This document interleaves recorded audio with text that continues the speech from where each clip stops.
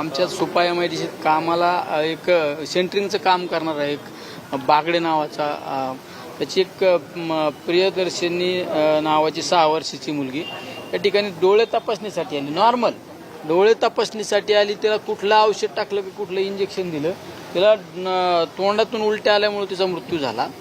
मध्ये 1 वर्षापूर्वी या भागातील गोरखे नावाचे एक आमदार आहेत, त्या आमदारांचे PA त्या तनिष्का भिशेचा सुद्धा असा संशयास्पद मृत्यू झाला. या सगळ्या चौकशीच्या बाबत मी आता त्या अधिकाऱ्यांना भेटलो.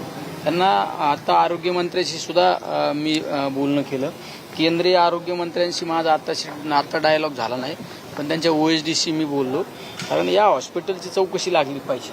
अशा अनेक घटना आहेत. या हॉस्पिटलच्या बाबत जर पाहिलं, EFC म्हणजे गोरगरिबांसाठी जी योजना असते त्या योजनेच्या मागच्या काही 6 महिन्यापूर्वी 36 कोटी रुपये 48 लाख रुपये या अकाउंटला होते. आज 12 कोटी मायनस दाखवली. त्यांना मी सांगितलं की त्याची यादी द्या, तुम्ही किती गोरगरीब लोकांना मदत केली याची यादी द्या. इथं सोशल वर्कर म्हणून एक व्यवहारी नावाचा कोणीतरी बदमाश या ठिकाणी, तो कधी कोणाचे काम फोन उचलत नाही, कधी कोणाचे एखादं ऑपरेशन योजनेत बसवायचं असेल तर इथं कधीच मदत होत नाही. तुम्ही या हॉस्पिटलच्या बाबत आम्ही चॅलेंजनी सांगितलं, कधी फोन करा का बेड शिल्लक नाही, मग कुठली शासकीय योजना लागू नाही, ही कुठली पद्धत आहे? या सगळ्या गोष्टींच्या बाबत साधं सगळ्या तुम्ही शासनाच्या योजना राबवायच्या आणि तुम्ही गोरगरिबांना मदत करू शकत नाही. महानगरपालिकेचा 35 कोटी रुपयाचा 32 कोटी रुपयाचा दंड थकवला. त्या आमच्या तनिष्का भिशेच्या केसमध्ये तर राज्य सरकारने यांच्यावर कारवाई करण्याच्या बाबत निधी विभागाला त्या ठिकाणी सांगितलं. त्या विभागाने तुमच्या धर्मदाय आयुक्ताला, पुण्याच्या धर्मदाय आयुक्ताला सांगितलं की विश्वस्तांवर गुन्हा दाखल करा. यांनी काहीतरी स्टे आणला, पण या प्रकरणाच्या बाबत याला विशेरा राखून ठेवला. फॉरेन्सिक डिपार्टमेंटला या मृत्यूच्या बाबत त्या ठिकाणी चौकशी करण्याचं केलेलं आहे. आता मी ससून हॉस्पिटलच्या डीनशी बोललो, पण ते फॉरेन्स विभाग हा गृह विभागाच्या अखत्यारीत येतो. त्यांच्याशी सुद्धा आम्ही संपर्क केला.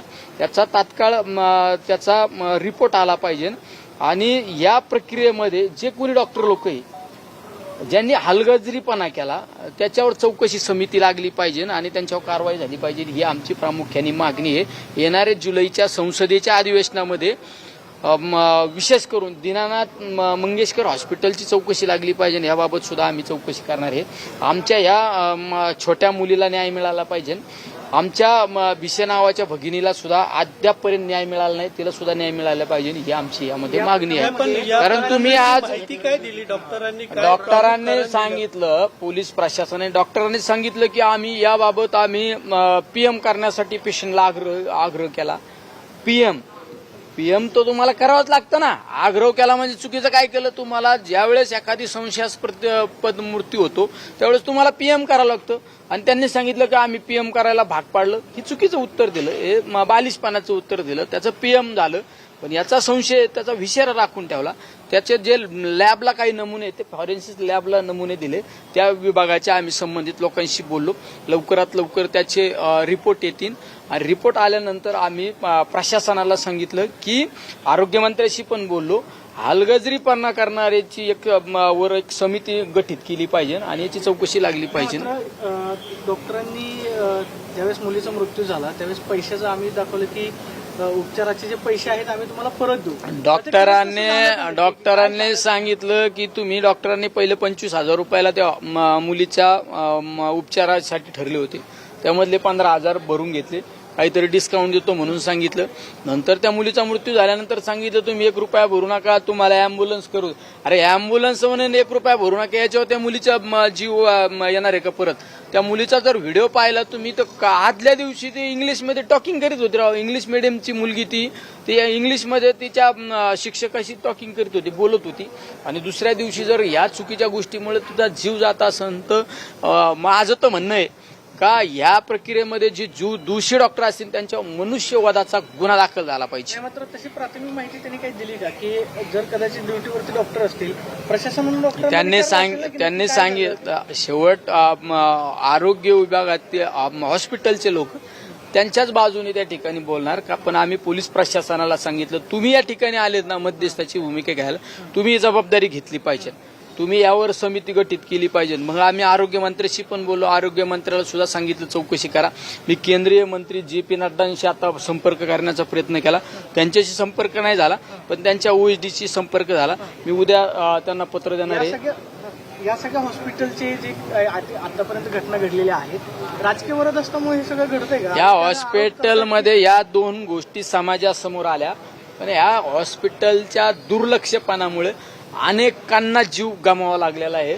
त्यामुळे आमची तर मी येत्या संसदीय अधिवेशनामध्ये मागणी करणार आहे, या सगळ्या प्रक्रियेची चौकशी तर कराच, पण ज्या दोषीवर मनुष्यवधाचा गुन्हा दाखल करा ही आमची सगळ्यात महत्वाची मागणी आहे. वडिलांनी 2 दिवस झाले तक्रार दिली, पोलिसांनी अलंकार पोलीस स्टेशनला त्या मुलीच्या वडिलांनी तक्रार दाखल केली, जबाब नोंदवून घेतलेला आहे, पण अद्यापपर्यंत गुन्हा दाखल झालेला नाही. ज्यावेळेस पोलीस प्रशासनाशी मी बोललो, त्यांनी सांगितलं ज्यावेळेस फॉरेन्सिक रिपोर्ट आमच्या हाती आल्यानंतर आम्ही तात्काळ गुन्हा दाखल करू.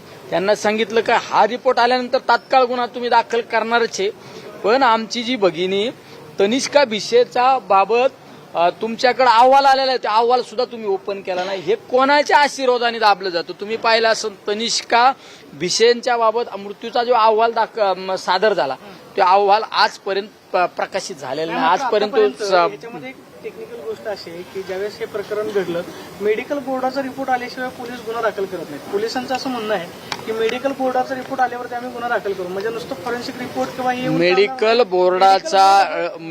बोर्डाचा रिपोर्ट आल्यानंतर गुन्हा दाखल करणं अपेक्षित असतं.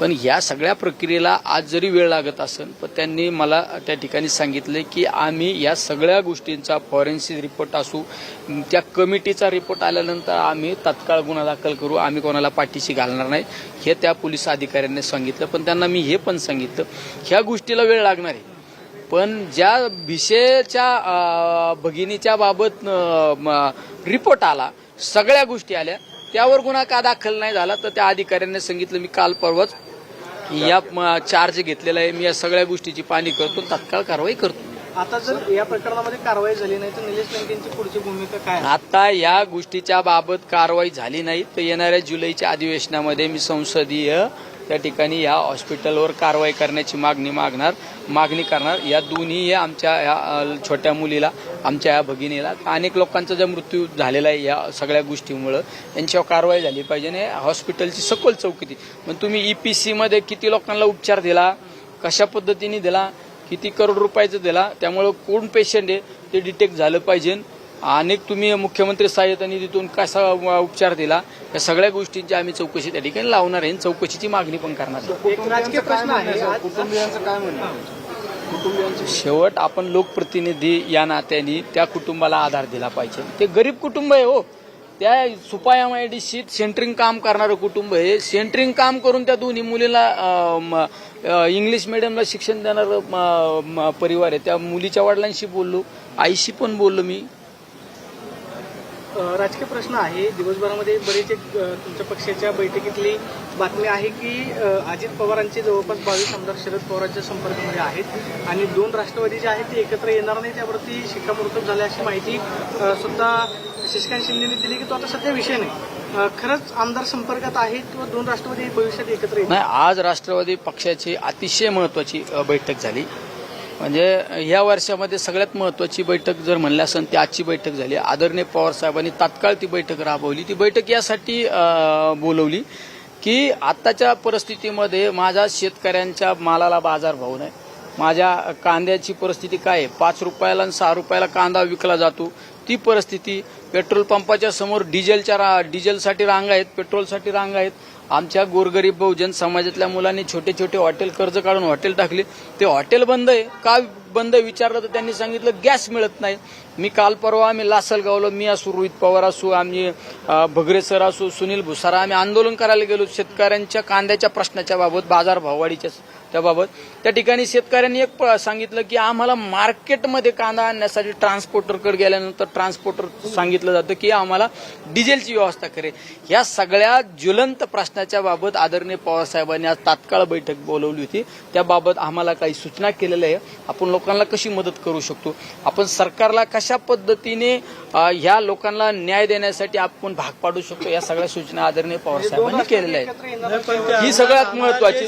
त्यामुळे आजच्या बैठकीत सगळ्यात महत्वाचं ही हल्लीची परिस्थिती हाताबाहेर गेली नाही पाहिजे, या सगळ्या गोष्टींसाठी आदरणीय पवार साहेबांनी बैठक बोलवलेली आहे. त्यामुळं आमदारांच्या बाबत अशी कुठली चर्चा झाली नाही.